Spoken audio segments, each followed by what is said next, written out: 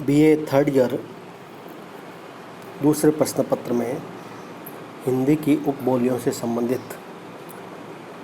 व्याख्यान जो मैंने आपको दिए हैं, आज उस व्याख्यान की अंतिम कड़ी या अंतिम श्रृंखला के रूप में मैं बहुत संक्षेप में बुंदेली, कन्नौजी, बांगरू, बघेली और छत्तीसगढ़ी इन हिंदी की इन उपबोलियों का आपको अध्ययन करवाऊंगा।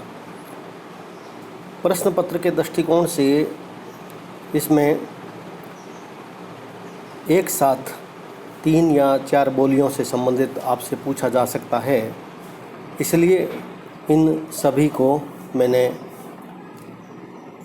एक करते हुए इनका अध्ययन के रूप में इसको शामिल किया है। सर्वप्रथम हम बुंदेली का परिचय लें। बुंदेलखंड में बोली जाने के कारण इस भाषा रूप को बुंदेली या बुंदेलखंडी कहते हैं। बुंदेली मुख्य रूप से बांदा, झांसी, जालौन, हमीरपुर, ग्वालियर, ओरछा, सागर, नरसिंहपुर, छिंदवाड़ा आदि में बोली जाती है।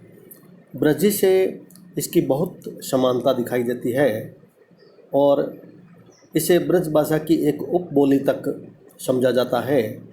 इस क्षेत्र के कवियों ने ब्रज भाषा में कविता की है, किंतु उनकी भाषा में बुंदेली भाषा या उसकी जो बोली है उसका प्रयोग बहुत अधिक मात्रा में मिलता है। इसलिए बुंदेली एक स्वतंत्र बोली है जिसका विकास सौरसेनी अपभ्रंश से विद्वान मानते हैं। बुंदेली में लोक साहित्य प्रचुर मात्रा में मिलता है। बुंदेली का विकास सौरसेनी अपभ्रंश से हुआ। बुंदेली में ईश्वरी के फाग बहुत प्रसिद्ध हैं। हिंदी प्रदेश की प्रसिद्ध जो एक लोक गाथा जिसका आप सभी जिक्र करते हैं, आल्हा और उदल।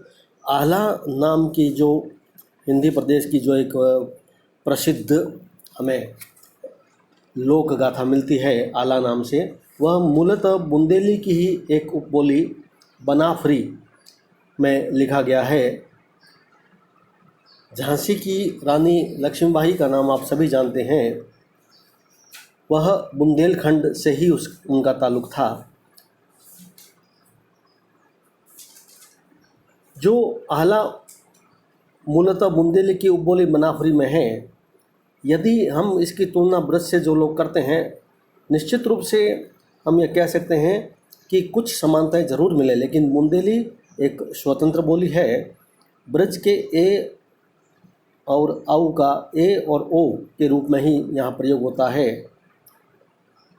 अंत्य अल्प प्राणीकरण श का छ, च का श और कर्म संप्रदान य को के स्थान पर रखो।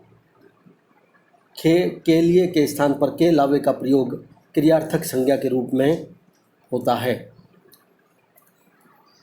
न तथा व वाले दोनों रूप इसकी एक अन्य मुख्य विशेषता है। जैसे वहाँ मारब, मारन ऐसे शब्दों का प्रयोग किया जाता है बुंदेलखंड में।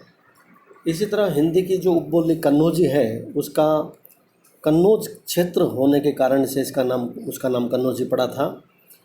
कन्नौजी इस बोली का केंद्र है, इसलिए इसका नाम कन्नौजी पड़ा। यह इटावा, फर्रुखाबाद, शाहजहाँपुर, कानपुर, हरदोई, पीलीभीत आदि में बोली जाती है। यह सौरसेनी अपभ्रंश से निकली है और ब्रज भाषा से इसकी इतनी अधिक समानता है कि कुछ लोग इसे भी ब्रज की एक बोली ही मानते हैं। उपबोली के रूप में इसको माना जाता है। इस क्षेत्र के अनेक कवि हैं, किंतु उन्होंने ब्रज भाषा को ही काव्य का माध्यम बनाया और निश्चित रूप से कन्नौजी ब्रज भाषा से मिलती जुलती हो भी अपने क्षेत्र विषय के कारण इसका एक अलग नाम पड़ा और इसकी अलग विशेषताएं भी हमें मिल जाती है। इस बोली में भी लोक साहित्य है जिसका कुछ भाग प्रकाशित भी हो चुका है। ब्रज और अवधि के बीच भूभाग की यह बोली है। कन्नौज जो है वह ब्रज और अवधि के बीच का भूभाग है। इसकी व्याकरणिक विशेषताओं में यह देखें कि इसमें उकारांतता का प्रयोग होता है। ऊ का यानी जैसे जो भी ऊ या जिसे हम बाप बड़ा वो कहते हैं, उस दोनों के शब्दों का प्रयोग अधिक होता है। जैसे खात को खाना खातु, घरु, शबु, ओकारांतता का प्रयोग भी यहाँ पर होता है। जैसे हम कहते हैं हमारे, वहाँ कहते हैं हम आओ। इसी तरह प्रत्यय इया भी वहाँ अधिक मिलता है। जैसे हम कहते हैं छोकरी, वहाँ कहते हैं छोकरिया, तथा वाह का प्रयोग भी वहाँ अधिक मिलता है। जैसे बेटे के लिए बेटवा, बचने के लिए बचवा, और औ का प्रयोग भी होता है, जिसमें कौन हम कहते हैं कौन, वह कहते हैं कौन बहुवचन के लिए आदि इस प्रकार के शब्द प्रयोग में लाए जाते हैं। अब जो हिंदी की एक अन्य उपबोली बांगरू है, इसका प्रयोग बांगर प्रदेश में हुआ, और बांगर प्रदेश करनाल ज़िले के आसपास है। यह बोली करनाल के अतिरिक्त रोहतक, हिसार, जिंद, नाभा आदि में बोली जाती है। बांगरू को जाटू और हरियाणवी भी कहा जाता है, और बांगरू बहुत अधिक पंजाबी से भी प्रभावित है। इसे कई विद्वान अलग बोली का दर्जा भी नहीं देते हैं। डॉक्टर भोलानाथ तिवारी ने बांगरू और जाटू को हरियाणी की ही बोली माना है। इसका उत्तरी सौरसैनी अपभ्रंश के पश्चिमी रूप से इसका विकास हुआ था। बांगरू में लोक साहित्य है, जिसका कुछ अंश प्रकाशित है।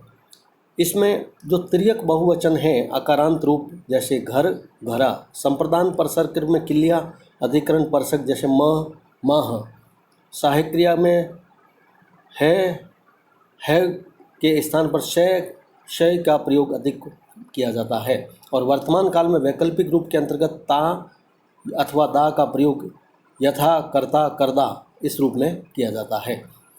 अब हिंदी की अन्य जो एक उपबोली बघेली है, यह अवधि के दक्षिण में बोली जाती है, और वो काफ़ी क्षेत्र बघेली का ही माना जाता है। इसका जो केंद्र राज्य मान सकते हैं वह रीवा है, जो काफ़ी प्रसिद्ध है अपने शाही स्थापत्य आदि के दृष्टिकोण से भी। किंतु मध्य प्रदेश के इस प्रांत में अन्य प्रांतों में भी बघेली का रूप हमें मिलता है। जैसे दमोह, जबलपुर, मांडला, बालाघाट आदि कई जिलों में बघेली फैली हुई है, और रीवा दरबार में बघेली कविगण अवधि को साहित्यिक अभिव्यक्ति का माध्यम भी बनाना चाहते थे। बघेली वैसे कोई स्वतंत्र बोली नहीं है, बल्कि वास्तव में यह अवधि का ही दक्षिणी रूप है। यदि हम कुछ अपवादों को छोड़ दें तो बघेली में भी केवल लोक साहित्य ही मिलता है। इसका थोड़ा बहुत जो स्वतंत्र विकास हुआ, उसमें सर्वनामों में मुझे के स्थान पर मबा, मोही, तुझे के स्थान पर त्वा, तोही का प्रयोग है। विशेषण में हा प्रत्यय में घोड़ा का घुआड़, मोर का मुआर, पेट का प्याट आदि कुछ विशेषताएं हैं। और अंतिम हिंदी की उपबोली छत्तीसगढ़ी है। वह छत्तीसगढ़ जो क्षेत्र है, छत्तीसगढ़ में बोले जाने के कारण इसका नाम पड़ा था। इसका विकास भी अर्धमागधी से ही हुआ था। आधुनिक काल के यदि हम कुछ कवियों को छोड़ दें तो इसका प्रयोग साहित्य में नहीं के बराबर हमें मिलता है।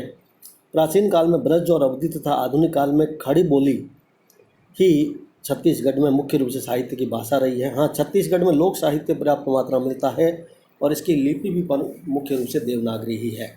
तो अब तक मैंने आपको हिंदी की जिन उपबोलियों का अध्ययन करवाया है, जिसमें मैंने अवधी, ब्रज, राजस्थानी, बिहारी, पहाड़ी और इसके अलावा अन्य जो बोलियां हैं उसका अध्ययन भी आपको करवाया गया था। उन अन्य बोलियों में पहाड़ी, गढ़वाली आदि थी। और अंतिम कड़ी के रूप में मैंने आज बुंदेली, कन्नौजी, बांगरू, बघेली और छत्तीसगढ़ी का अध्ययन आपको करवाया है। परीक्षा के दृष्टिकोण से आप पूर्वी और पश्चिमी हिंदी को विशेष रूप से तैयार करें।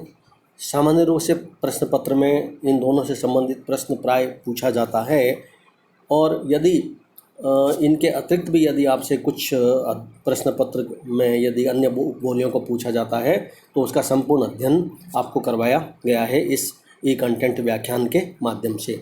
आप सभी हिंदी की उपबोलियों को अच्छी तरीके से ई कंटेंट इस वीडियो व्याख्यान में सुन करके इसके नोट्स तैयार करें। धन्यवाद।